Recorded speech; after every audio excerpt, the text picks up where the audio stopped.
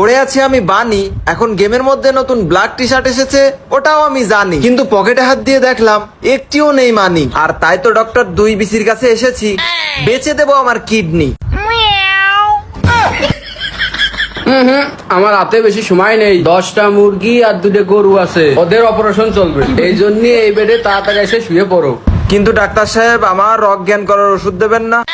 এই শালা চুপ করে থাক, অজ্ঞান হয়ে থার ভান করে, আমার কাছে কোনো টাকা নেই।